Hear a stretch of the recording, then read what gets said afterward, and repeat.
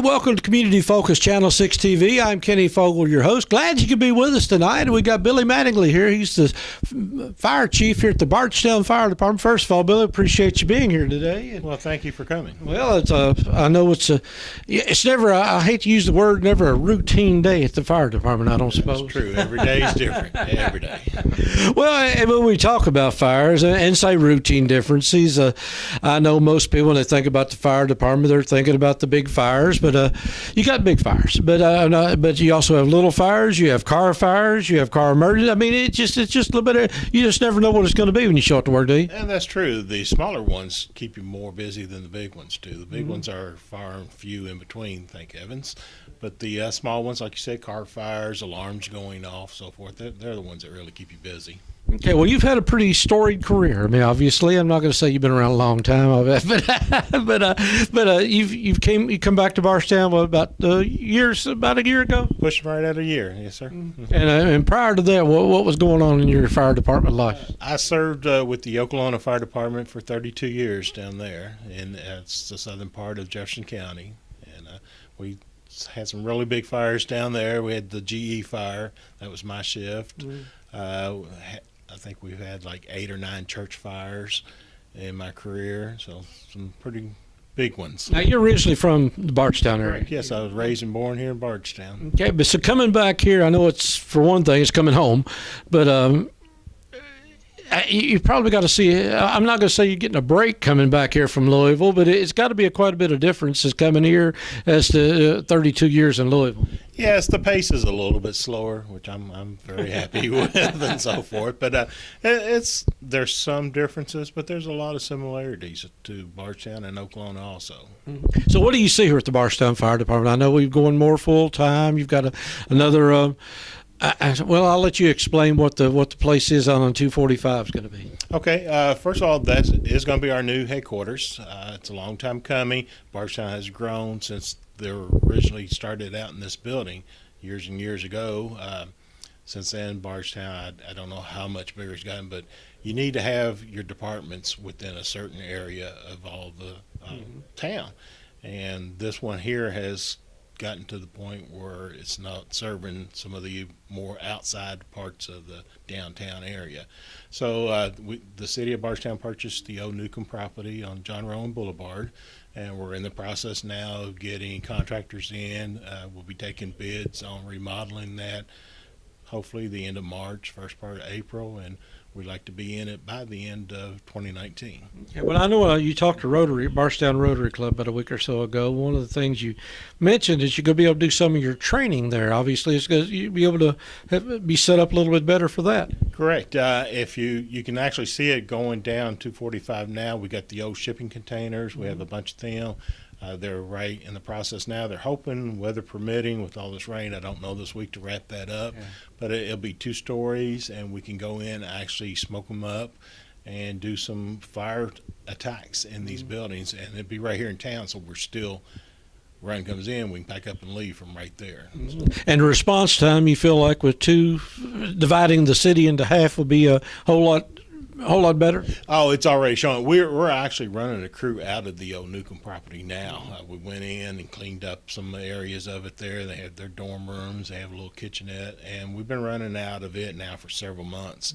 And we have seen response times have improved since we're dividing it up a little bit more. Now, I know one thing that always comes up, and when we're talking about government, is the cost. But one of the things I think you mentioned is the ISO rating, how it's improving, and one of the things that does it actually lowers insurance costs for people, so it's sort of an offset, maybe even the savings. That is true, yes. We're very happy to announce that starting February 1st of this year, the City of Bardstown Fire Department dropped to a Class 3 rating. That's from a Class 5 to a Class 3, which was a big accomplishment for the department itself. What that does for the people of Bardstown is most insurance companies recognize it. They need to check with their insurance carrier and see if they do recognize it, and it can lower your rating. I've been told maybe around $100. One of the people at the Rotary Club the other day, she told me that it could even push $200 in savings. Well, that's fantastic, and again, it pays for itself not only in better fire protection, but in your pocketbook. So, Exactly. So, well, tell me a little bit about now. One of the things I know confuses people is, since the split a few years ago with the county and the city. Now, what your city limits right now, unless something comes up and the county calls you in. Correct. Yes, I think they split about 5 years ago. One of the big confusing things is the county's fire chief's name's Billy Mattingly also. So I get people call and they'll want to fuss at me or something. I say, "Whoa, wait a minute, you got the wrong chief here," and so forth.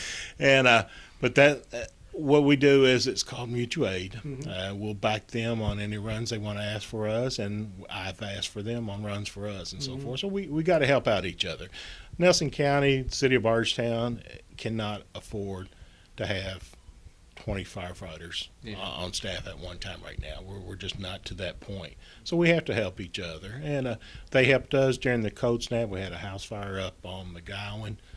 Due to the temperatures, I asked for them to come help.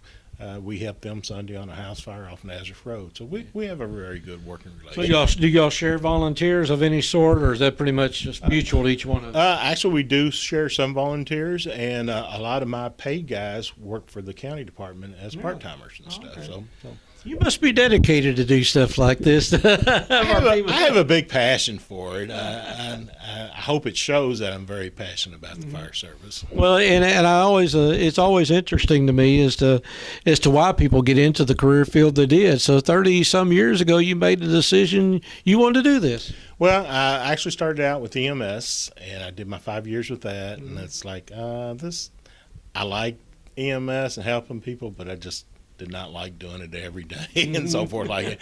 So at the time, Oklahoma Fire Department was taking volunteers. I got on as volunteer, was there for a couple of years as a volunteer, and then went paid with them. So what kind of staff do we have now here at Bardstown? Full-time, part-time, all that kind of stuff? Currently, we have 18 paid guys. We have myself and assistant chief. We're here Monday through Friday or Saturday and Sundays, whatever we're needed and so forth. Also, we make runs off duty to help out the crews. Then we're divided into platoons, 3 platoons. One platoon has 6 people on it, the other 2 have 5 on it. So and then we supplement with our volunteers. We changed our volunteer program a few years ago, or about a year ago, and so we can have anywhere from 4 guys to 8 firefighters here at one time. Now, the full time obviously makes a big difference. I mean, that probably had a lot to do with the ISO rating, things of that nature. Now, training, how's that? Is that changed? I mean, I know the requirements probably haven't changed, but are you able to utilize it a little bit more? Correct. Yes, we've made some big changes in our training this past year. We've gone from basically just training on Mondays to now we train Monday, Tuesdays, and Wednesdays on fire stuff. And the City of Bardstown Fire Department also does water rescue, trench rescues, rope rescues, all special different types of tactical training. So we train on them Thursdays, Fridays, and Saturdays. So I give them a break on Sundays. There you go. Well, you mentioned your EMS training, and I know you all do a lot of cross work with the EMS because many times you all actually show up to a car wreck or something of that nature before the EMS or anybody else does. So you got a little bit of that yourself. I mean, I guess everybody got a little bit of that in them, doesn't it? You're right. All of our firefighters are EMTs, and we have a very good working relationship with Nelson County EMS. And sometimes we get there before they do. Sometimes we get there right behind them. And if we're needed, we're more than happy to help out. If we're not needed, then EMS cuts us free. So firefighters, now I know you one of the things you're concerned about before you send anybody out to a fire is they're well trained, they're well prepared to go. And when they come back, I mean, I guess what I'm looking at is how do you take care of your firefighters? I mean, I know that's got to be smoke inhalation and residue on your uniform, just things of that nature. It's details that most of the average people don't think about. That's right. And the big thing now is cancer killing firefighters. That's become the #1 killer of firefighters. It's no longer heart attacks, it's cancer. And, back when I first started, we didn't think anything about it. You went to a fire and you come back and you were covered with soot and so forth. And you might wash off real quick and go back to work. Well, now they're saying you that gets into your body, you got to sweat that out now and so forth. So we are in the process. We provide cleaning areas for our firefighters. That's a great thing about our new firehouse is going to be up here on the old Newcomb property. Here I only have one shower. That was my next question. Yeah. Because I knew I came here before several years ago, and that was the biggest complaint everybody had. Because one firefighter told me, said, I don't want to go home and shower in my shower with all this stuff on me. Correct, yes. So, they were either having to wait in line or, like you said, go home. And a lot of them, we don't want them taking this stuff home to their families and so forth. So up there we will have probably close to 6 showers. So, and then we'll still have a station here at 5th and Broadway, so they'll have a shower here also. I've talked to some of the schools, and they said if we ever have a big fire, give them a call, and we can use their locker rooms and so forth for that until we do get our station open. But that's one of our biggest concerns, is getting them cleaned after a fire. Right. Now, when they come in, we want to make sure they're healthy for the job. So we send them off to get a physical, and then we put them through the paces on some testing before they even get started and doing classroom stuff to make sure they can handle it. Well, and obviously, and I know this is a loaded question, but you still need more volunteers, I'm sure. Exactly, yes. We're a combination department. Currently, I have 12 volunteers going through recruit class. They should be wrapping up within a couple of months. I'm very happy to say part of that, we have 4 or 5 females in the class. Altogether, I have 6 females on the department, which I just think is great. I mean, they can do the job just as well as we can do and stuff. So, very happy. Our recruit class is a great group of people. It's unusual to start with. We only lost 2, and that was because a family matter came up. They're going to come back once this class is ended and we start another class. So it's very unusual to start with that many people and finish with that many people. Somebody wants to volunteer, they just get a hold of somebody here at the department? Correct. They can either stop by or give us a call, and we'll get them started in the right direction. Is there any particular type of person you're looking for, or just somebody just physically able to do the job? You have to be physically able to do it, and that's the main thing we're looking for. And then you have to have the heart and the passion to do it. Well, before I get out of here, I'd be remiss in mentioning your most famous firefighter, and that's Mr. Oreo. So, or is it Miss Oreo? It's Oreo. Miss Oreo. Well, tell us a bit about Miss Oreo. Oreo is she's a diva. Everywhere we go, we always get asked, "How's Oreo? How's Oreo?" But she's been great. We started out just wanting to do it for the fire department. Oreo is a Dalmatian. I just want to make sure everybody knows that. Yes, Oreo's our Dalmatian. She's 10 months old. We got her when she was just a few months old. She went to a training here in Louisville. And we take her to schools and do different activities with school kids. We take her to nursing homes. It's not limited to just kids and so forth. Yeah. But she has grown from just being here for the fire department to being here for the city and an ambassador for the city almost. She has over 5,000 followers on social media page and growing every day. And those people are from all over the world. I mean, we have people in Germany, Australia, England that follow her and so forth. And I know you say she's going back for more training, just like any other firefighter. And that is true, yes. She's gone through 1 training class so far. She'll have 3, possibly 4. So she'll be leaving the 25th next Monday for another round of training, and be back with us in a couple of weeks. Okay. And I know you also mentioned she is auditioning for a NBC television show. We're working on that. Yes, Chicago Fire. We've talked to some people about having her on that and so forth. That's great.